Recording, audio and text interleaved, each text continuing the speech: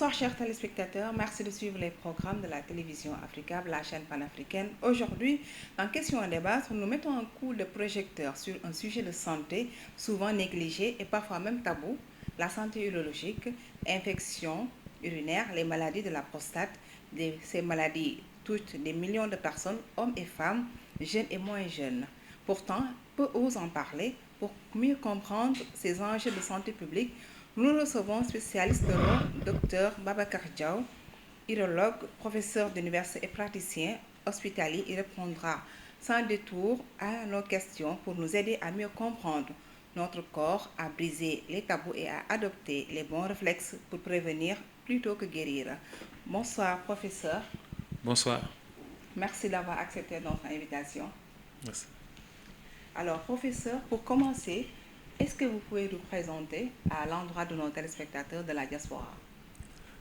Merci beaucoup. Je suis le professeur Babacar Diaw, je suis professeur titulaire des universités, actuellement chef du département de chirurgie et spécialité chirurgicale à l'université Cheikh Anta Diop de Dakar et directeur de l'hôpital militaire de Ouakam. D'accord. Professeur, pouvez-vous nous expliquer qu'est-ce que réellement l'urologie, en quoi consiste votre métier au quotidien? En fait, l'urologie, c'est une discipline médico-chirurgicale qui s'occupe de toutes les affections de l'appareil urinaire, des affections de l'appareil génital masculin et de certaines affections de l'appareil génital féminin. D'accord. Beaucoup pensent que l'urologue ne s'occupe que des hommes. Est-ce vrai? Bon, je viens tout de suite de vous parler de ce que c'est l'urologie. Vous savez, les voies urinaires, par exemple, je pense que les femmes ont des voies urinaires. Donc l'urologie ne s'occupe pas que des hommes. L'urologie touche, prend en charge toutes les affections des voies urinaires, que ce soit chez la femme ou bien chez l'homme. Et je vous ai dit, prend en charge la totalité des affections des voies génitales masculines et certaines affections génitales féminines. Voilà. Parce que pour le reste des affections génitales féminines, ce sont les gynécologues qui s'en occupent. D'accord. À quel moment doit-on consulter un urologue? Est-ce seulement lorsqu'on a mal? Vous savez, l'urologie, comme vous l'avez dit au début, ce qui fait que les gens pensent que l'urologie est réservée aux hommes, c'est parce que nous recevons plus d'hommes que de femmes. Et ça, c'est lié au fait que les consultations, les motifs de consultation, en tout cas les plus fréquents, sont liés à des maladies de la prostate. Et pour ces affections, je pense qu'il ne faut pas attendre d'avoir des symptômes pour contacter un urologue. À partir d'un certain âge, à partir de 50 ans, il faut aller voir un urologue pour faire ne serait-ce qu'un bilan. Et cet urologue va vous aider à déterminer le rythme, en tout cas la fréquence en tout cas, avec laquelle vous devez renouveler cette consultation-là. Pour ce qui est maintenant... il y a d'autres affections comme les lithiases qui sont assez fréquentes quand même dans la sous-région, surtout dans des régions chaudes comme la Mauritanie ou même le Mali, où les populations ont une vie de nomade parfois, ne boivent pas suffisamment et consomment beaucoup de lait qui est riche en calcium ou bien des protéines animales. Ce qui fait que ces populations sont souvent exposées à ces lithiases qui sont des formations de cailloux dans les voies urinaires et qui peuvent altérer la fonction rénale. Maintenant, je pense que ce sont des consultations qu'il faudra préconiser à ces gens-là et leur demander surtout de s'hydrater souvent et de faire ne serait-ce qu'une consultation annuelle pour connaître l'état de leur santé, parce que c'est des gens exposés à ce type de maladie-là. D'accord. Alors, quelles sont les pathologies le plus fréquentes en Afrique subsaharienne? Oui, en Afrique subsaharienne, effectivement, c'est d'abord les maladies de la prostate. Les patients viennent souvent avec des complications. C'est les rétentions d'urine, c'est les hémorragies, c'est les infections urinaires. En dehors de ça, il y a les affections lithiasiques, comme j'en ai parlé tout de suite, les calculs dans les reins ou bien les voies excrétrices. comme l'urtère, la vessie. En plus de ça, nous recevons souvent des cas de cancer de vessie parce qu'il y a le tabagisme et l'endémie bilharzienne, la bilharziose, dans la région du fleuve Sénégal, par exemple, avec la Mauritanie et le Mali. Il y a une affection parasitaire, une maladie parasitaire qu'on appelle la bilharziose, qui est un parasite qui touche les voies urinaires, la bilharziose urogénitale, et qui se manifeste par des saignements provenant, qui se mélangent à des urines, qu'on appelle des hématuries. Le plus souvent, les populations de ces zones-là peuvent développer des cancers de vessie, et ce cancer se manifeste également par des saignements, par une hématurie, et les populations n'ont pas tendance à aller consulter parce qu'ils se disent que c'est probablement la bilharziose. Et nous les recevons tardivement à un stade où la maladie a touché d'autres organes. Ça devient une maladie métastatique et la guérison n'est plus possible. Et la prise en charge est très complexe. D'accord. Professeur, la prostate est souvent au cœur des préoccupations. Que faut-il vraiment savoir? Ce qu'il faut savoir, c'est que la prostate est une glande masculine. C'est une glande génitale masculine, c'est une glande accessoire qui se situe au carrefour des voies urogénitales. La prostate se situe sous la vessie, est traversée par l'urètre, c'est-à-dire le canal qui évacue les urines. Et cette prostate fabrique des sécrétions qui participent à la composition du sperme, dont une principale, une protéine qu'on appelle le PSA, l'antigène spécifique de la prostate, qui contribue à la liquéfaction du sperme. Mais tous les hommes ont une prostate. Et la prostate vieillit avec l'âge. Et en vieillissant, la prostate augmente de volume pour donner ce qu'on appelle l'hypertrophie bénigne de la prostate, qui est la maladie la plus fréquente pour la prostate. Mais avec l'âge aussi, il peut se développer un cancer dans la prostate. Et c'est ce qu'il faut craindre le plus, le cancer de la prostate, parce que si l'hypertrophie bénigne de la prostate, comme son nom l'indique, n'est souvent pas une maladie mortelle, mais altère la qualité de vie, parce que ça peut vous pousser à vous lever plusieurs fois la nuit à aller uriner fréquemment dans la journée. Donc vous ne pouvez pas sortir. Pour un musulman qui ne peut pas aller à la mosquée parce qu'il a tout le temps envie d'uriner, il ne peut pas, ou bien parfois c'est un besoin urgent qu'il faut satisfaire, avec parfois même des fuites d'urine. Vous voyez, ça altère la qualité de vie, mais ce n'est souvent pas une maladie mortelle. Si c'est le cas de l'hypertrophie bénigne, pour le cancer, c'est une maladie mortelle si le cancer n'est pas pris en charge, diagnostiqué tôt et pris en charge précocement. Voilà, c'est ça la différence entre ces deux affections-là. Mais il faut savoir que l'hypertrophie bénigne de la prostate est l'affection la plus fréquente. Le cancer de la prostate est une maladie, c'est la maladie la plus grave. Et en Afrique subsaharienne, ce cancer est diagnostiqué tardivement dans tous les pays d'Afrique subsaharienne, que ce soit le Sénégal, la Mauritanie, le Mali, la Guinée, en tout cas tous nos collègues qui exercent dans ces pays-là, quand nous les rencontrons et que nous discutons avec eux, ou bien quand nous lisons leurs publications scientifiques, nous constatons que c'est le même profil clinique parce qu'on ne communique pas assez sur cette affection-là, le cancer de la prostate. Le diagnostic est tardif et ça devient une maladie mortelle au moment de sa découverte. D'accord. La prostate touche tout simplement les vieux, mais pas les jeunes. Oui, vous savez, les jeunes peuvent avoir une maladie de la prostate qu'on appelle la prostatite. Mais le cancer de la prostate, c'est un cancer du sujet âgé. Au Sénégal et dans tous les pays de la sous-région, quand vous regardez la littérature scientifique, la littérature produite par nos collègues, le cancer de la prostate est diagnostiqué au-delà de 50 ans. Au-delà de 50 ans. Au Sénégal, la plus grande série qui comporte presque 2000 cancers, 2000 sujets atteints de cancer de prostate, ne comportait pas 1% de sujets âgés de moins de 50 ans.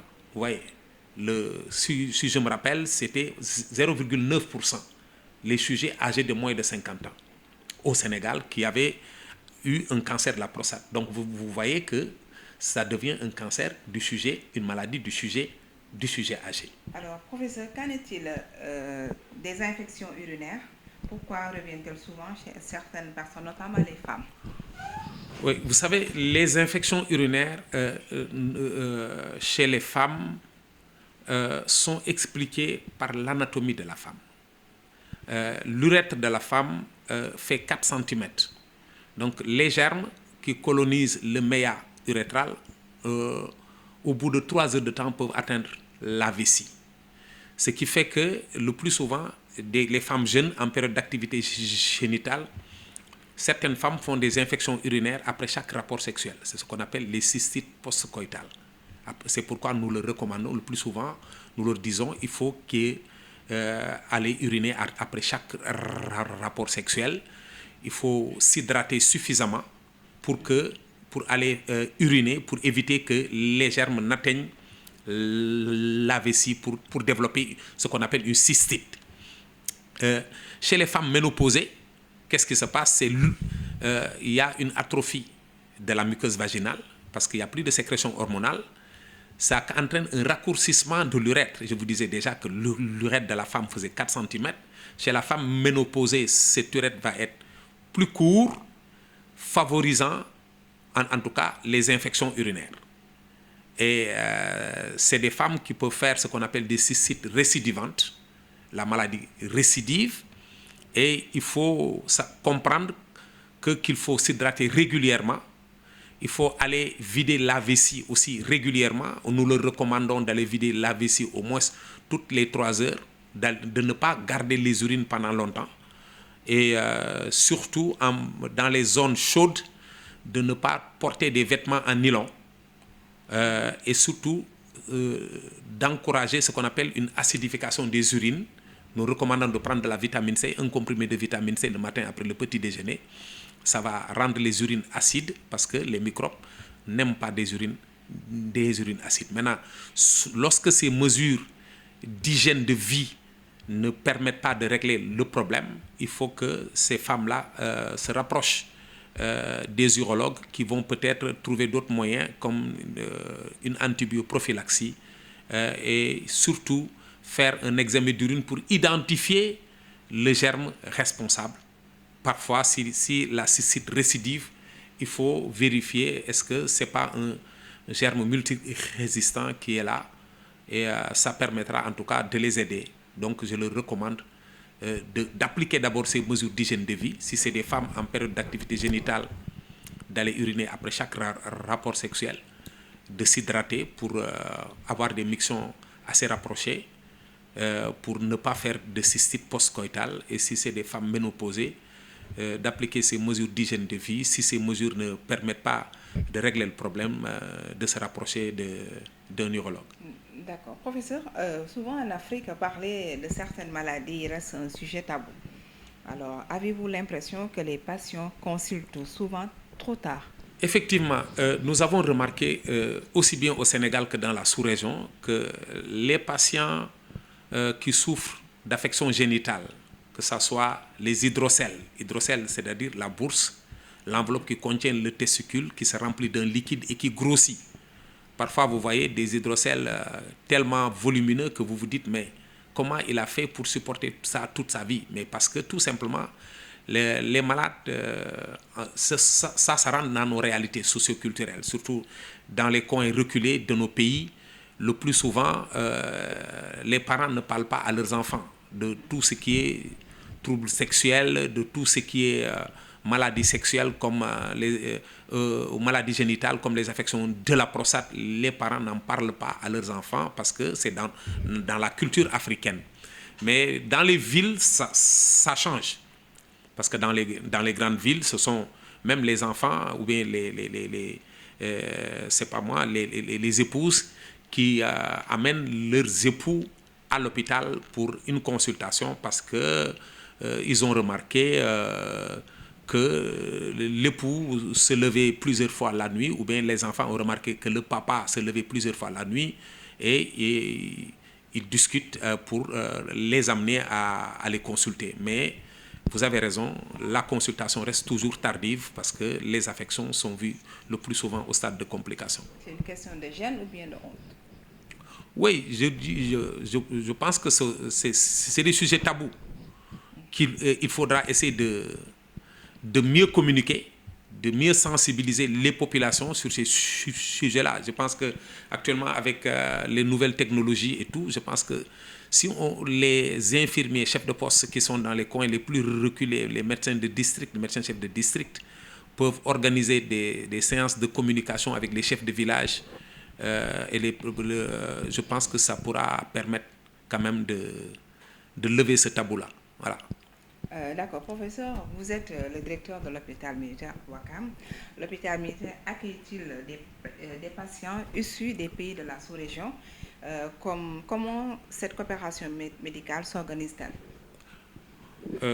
Effectivement, nous recevons des patients venant de la sous-région, venant de la Mauritanie, de la Guinée, du Mali.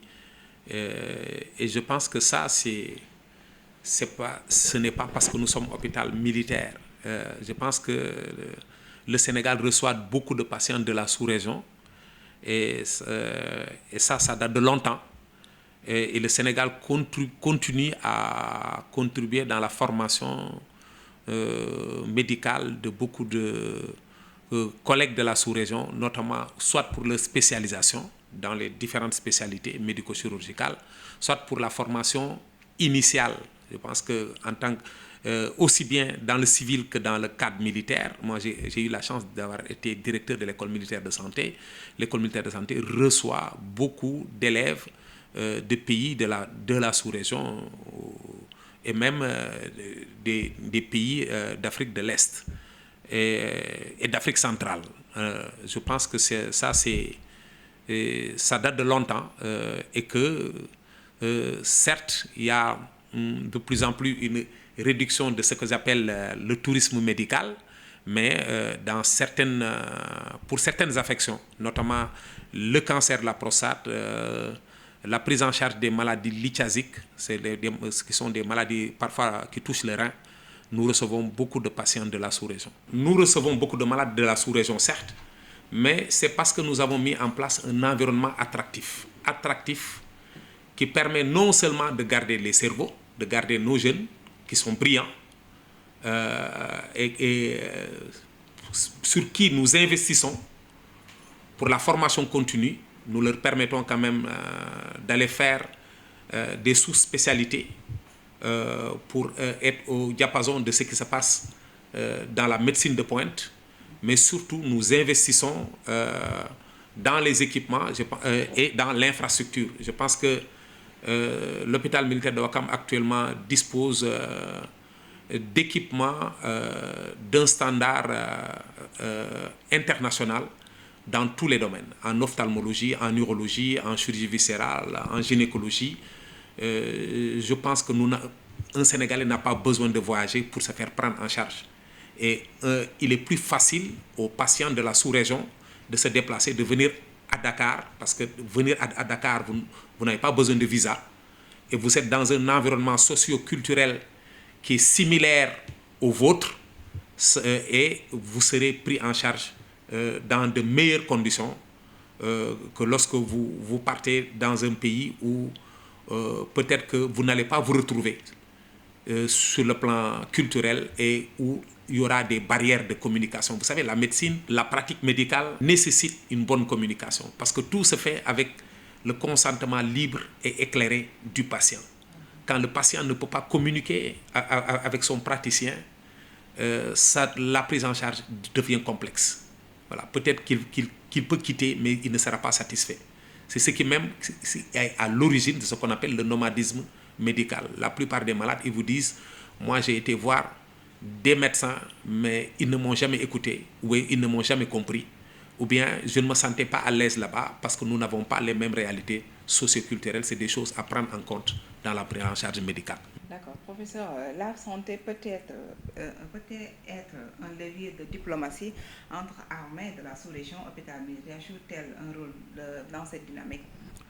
Je pense que dans le cadre de la coopération entre les pays, le Sénégal reçoit, comme je vous l'ai dit, beaucoup d'élèves dans le cadre médical, beaucoup d'élèves pour la formation initiale à l'école militaire de santé des pays de la sous-région. Ça, c'est dans le cadre de la diplomatie, bien sûr. Et même à l'école d'application du service de santé des armées, pour la formation continue, le Sénégal ouvre des postes d'assistants militaires pour certains pays de la sous-région. Et je pense que cette année, nous avons organisé le premier concours d'agrégation militaire au Sénégal. Et je pense que le Sénégal va permettre aux autres pays de la sous-région de pouvoir envoyer leurs médecins militaires pour cette voie de promotion académique réservée à l'armée. D'accord, juste une dernière question. Aujourd'hui, un hôpital géré par des militaires et les hôpitaux gérés par les civils, qu'est-ce que l'armée peut-elle apporter à sa nation? Oui, vous savez, les hôpitaux militaires contribuent beaucoup à la mission de service public. Certes, nous avons des spécificités. C'est que nous avons des hôpitaux militaires qui ont une vocation à soutenir les forces, à prendre en charge les militaires, les membres de leur famille, ainsi que le personnel civil des armées. Mais nous devons contribuer à la mission de service public. Si vous venez dans cet hôpital, 90% des patients qui fréquentent cet hôpital sont des civils. Et ça, je pense que les patients viennent ici parce qu'ils se disent qu'il y a la rigueur militaire, il n'y a pas de grève, il ne peut pas y avoir de grève dans un hôpital militaire. Et il est plus facile de travailler, de manager un hôpital militaire en tant que militaire parce que le règlement est connu de tous et la décentralisation du commandement facilite en tout cas au directeur l'exécution de sa mission. Voilà, je pense que c'est ce qui fait la différence entre un hôpital militaire et un hôpital civil, c'est la disponibilité du personnel et l'engagement du personnel. Un militaire au Sénégal, c'est un engagé volontaire. Personne ne l'a obligé à intégrer les armées, puisque c'est un engagé volontaire. Je pense que c'est parce qu'il aime l'armée qu'il intègre cette institution militaire-là. Donc, sa nation peut attendre de lui un engagement et un service de qualité pour ces populations. D'accord. Juste un message à l'endroit de nos téléspectateurs de la diaspora. Ce que j'ai à dire aux téléspectateurs de la diaspora, c'est qu'ils doivent en tout cas continuer de faire confiance à ce qui se passe dans leur pays respectifs.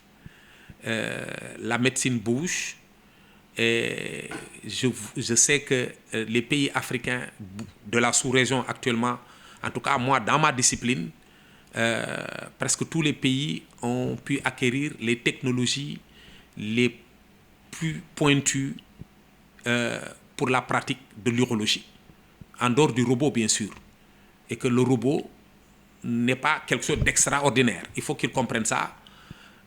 Et la plupart des affections les plus graves, le cancer de la prostate, le cancer du rein, le cancer des vessie, c'est les cancers qui constituent des maladies mortelles, peuvent se prendre en charge dans les pays de la sous-région. Parce que nous avons été formés presque dans les mêmes écoles. Si vous circulez un peu au Sénégal, au Burkina, au Mali, au Niger, nous connaissons tous. Les urologues se connaissent, les néphrologues se connaissent. Nous connaissons tous parce que nous avons fait les mêmes écoles et nous sommes dans les mêmes sociétés savantes. Nous nous rencontrons souvent et je pense que ça doit tranquilliser nos parents de la diaspora. Ils ont laissé derrière eux leurs parents et il faut qu'ils comprennent que leurs parents sont dans d'excellentes conditions. S'ils peuvent appuyer les structures sanitaires de leur pays, c'est une bonne chose. Mais il ne faut pas penser qu'en Occident, il y a le robot que les Africains font mieux que ce qu'on fait font moins que ce qu'on fait en Occident. Le robot, j'en parle toujours, ne fait pas mieux que la chirurgie ouverte. Jusqu'à présent, il n'y a aucune étude scientifique qui a démontré dans le monde que si vous avez un cancer, si vous êtes opéré de la prostate, si vous êtes opéré avec le robot, vous avez plus de chances de survie que quelqu'un qui a été opéré avec la chirurgie ouverte. Mais il faut reconnaître que si vous êtes opéré avec le robot, vous restez moins de temps à l'hôpital, vous consommez moins d'antidouleurs, moins d'antalgiques, mais au finish, c'est le même résultat. Et ce résultat, on peut l'obtenir en Afrique. Voilà.